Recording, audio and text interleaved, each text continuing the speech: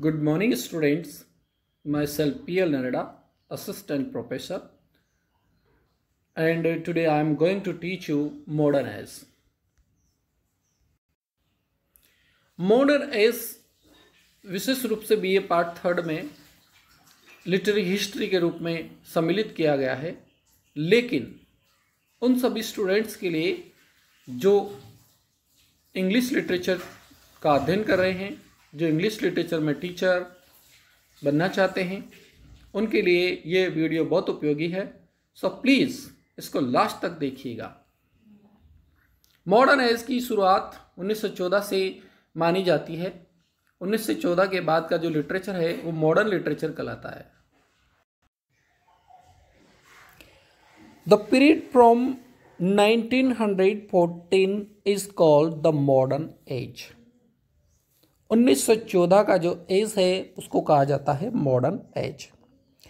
And the period from 1944 is called the post modern age.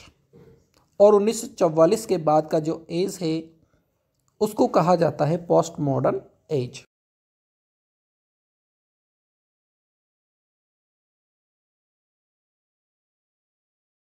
जो है बहुत ही तूफानी, स्टॉर्मी मतलब तूफानी और डिस्टर्बिंग पीरियड था। The people shifted from old beliefs to modern ideas. लोग जो है, जनता जो है, ओल्ड बिलीफ से मॉडर्न आइडियाज की ओर अग्रसर हो रही थी। It was an age of reasoning, but it was also an age of anxiety and interrogation.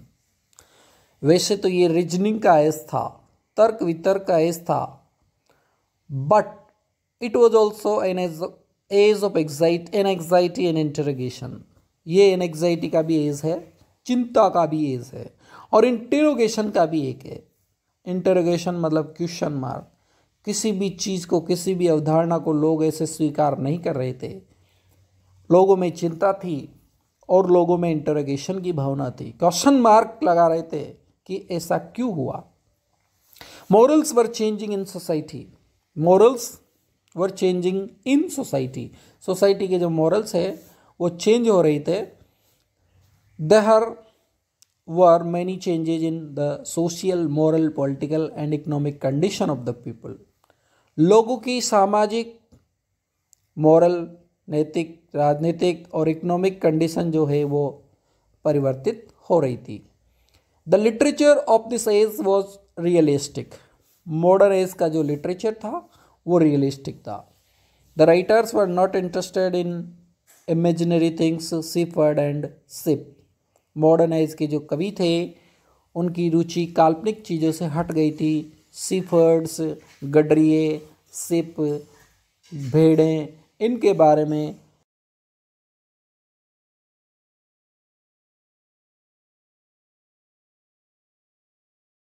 Stayed in the poor and the working class. Modern जो कवि है वो पुअर और वर्किंग क्लास के बारे में लिटरेचर लिखा करते थे। साइकोलॉजी जो है बिकेम वेरी पॉपुलर। साइकोलॉजी बहुत पॉपुलर हो गई थी ड्यूरिंग दिस एज, इस युग के दौरान। Most of the writings of this age are based on psychology. अधिकांश रचनाएं इस युग की जो लिखी गई वो साइकोलॉजी पे आधारित थी, वे मनोविज्ञान पे आधारित थी। Sigmund Freud was a famous psychologist of this age. इस युग का जो प्रतिनिधि कवि है वो सिगमंड फ्राइड माना जाता है, जो कि एक मनोवैज्ञानिक है और उसने बहुत सारी मनोवैज्ञानिक कविताएं लिखी। There were many researches in the field of psychology. Psychology के क्षेत्र में बहुत सारे रिसर्च वर्क भी हुए, बहुत सारे शोध कार्य हुए। It became an important part of literature also.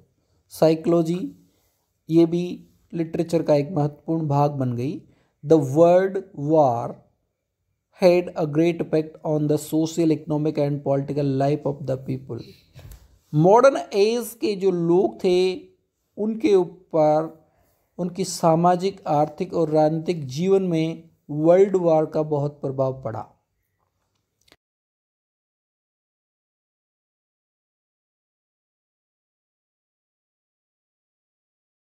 युद्ध के बारे में आलोचना की है वो मॉडर्न एज में लिखी गई। The modern age was also the age of realism. Modern age जो है वास्तविकता का युग था, रियलिज्म का एज था। The poets and writers of the age wrote about their personal experiences.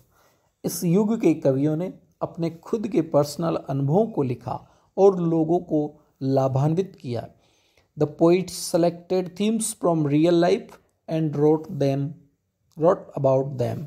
लोगों ने रियल लाइफ के बारे में अपने अनुभव शेयर किए और उनके बारे में लिखा। रोमांटिक कवियों की तरह वे कल्पना की उड़ान में उड़ने वाले नहीं थे। There were several movements like the symbolist movement, the imagist movement, etc. Modern age में बहुत सारे आंदोलन हुए, मूवमेंट चलाए गए, जैसे कि सिंबलिस्ट मूवमेंट, प्रतीकवादी आंदोलन, इमेजिस्ट मूवमेंट, छायावादी या imagist movement. W.B. Yeats, Ezra Pound, T.S. Eliot were symbolist poets, and W.B. Yeats, Ezra Pound and T.S. Eliot were connected with these movements.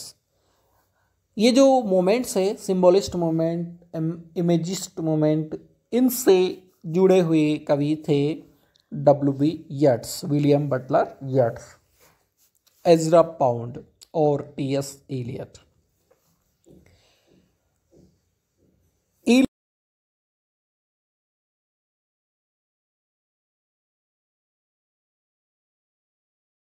इसका बहुत महान कवि है।